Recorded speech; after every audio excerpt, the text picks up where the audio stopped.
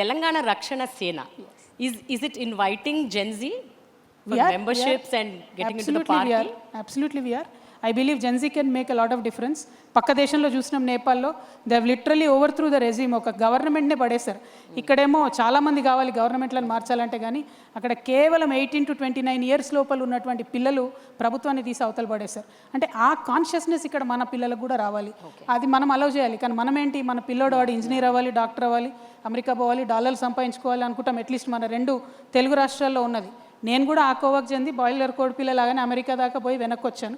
కానీ తెలంగాణ ఉద్యమం నాకు నేర్పించింది ప్రజల మధ్యలో ఎట్లా ఉండాలి, ఉండడం వల్ల ప్రజలకు ఏం లాభం అని. అదే విషయం ఇవాళ జెన్జీకి తెలిస్తే, if they are among the people, they will work with the issues, I'm sure they will be way more effective then all of us put together. Ma'am, Telangana రాష్ట్రం ఏర్పడి ఇప్పుడు ఒక పుష్కరం దాటడానికి వస్తుంది, 12 years.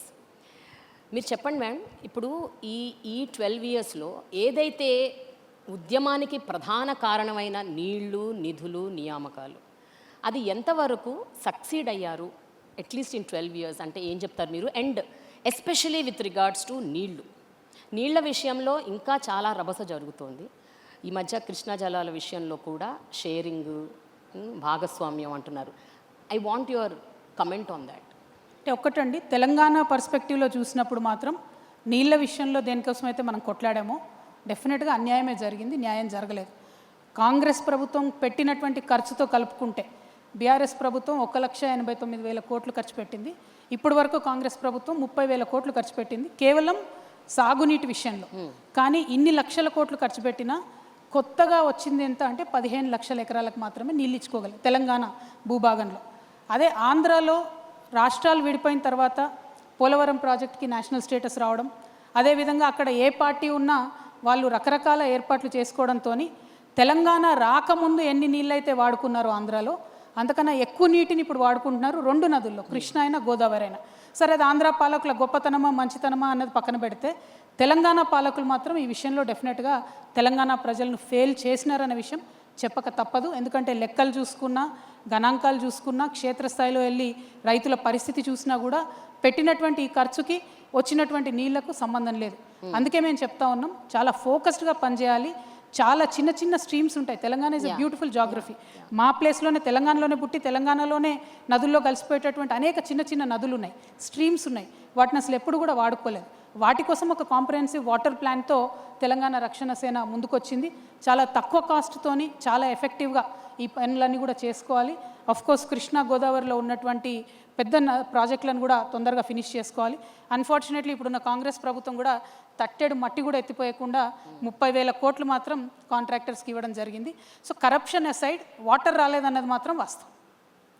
వాటర్ విషయంలో you are completely dissatisfied with the earlier governments? నేను కాదండి, fact on the ground చెప్తున్నా నేను. ఇవాళ మహబూబ్ నగర్ జిల్లా 35 లక్షల ఎకరాలతోని అత్యంత పెద్ద జిల్లా ఉమ్మడి మహబూబ్ నగర్ జిల్లా. ఆ ఉమ్మడి మహబూబ్ నగర్ జిల్లా నుండి ఇవాళకి కూడా వలస వెళ్తూ ఉన్నారు, బాంబేకి వెళ్తూ ఉన్నారు, రకరకాల రాష్ట్రాలకు వెళ్తూ ఉన్నారు. ఎందుకు వెళ్తున్నారు వలస అంటే, ఉన్న పొలానికి నీళ్ళు వచ్చే పరిస్థితి లేదు కాబట్టి. ఒక్క ఊర్లో ఒక తండాలో దాదాపు 80% ఇండ్లు కూడా తాళాలు వేసుకున్న పరిస్థితి. నిన్నగాక మొన్న మేము వెళ్ళి అక్కడ మీటింగ్ పెట్టచ్చు, ఆ రోజుకున్న పరిస్థితి కూడా అదే ఉంది. అంటే 12 ఏళ్ళ తర్వాత కూడా ఇంకా వలసలాగలేదంటే, ఇంకా నీళ్లు రాలేదంటే అది నా ఫీలింగ్ కాదు, అది వాస్తవం. అది చెప్తున్నాను, అది మారాల్సిన పరిస్థితి ఉన్నది. మిషన్ కాకతీయ, భగీరథ లాంటి స్కీమ్స్ కూడా ఏం చేయలేకపోయాయంటారా? నో, నేను అసలేం జరగలేదు అనట్లేదు. 2 పెద్ద నదుల్లో కృష్ణ కానీ గోదావరి కానీ, దాని నుంచి ఎగ్జాంపుల్ మేడం, గోదావరిలో మాకు తెలంగాణకు 964 TMCలు నీళ్ళు రావాలి.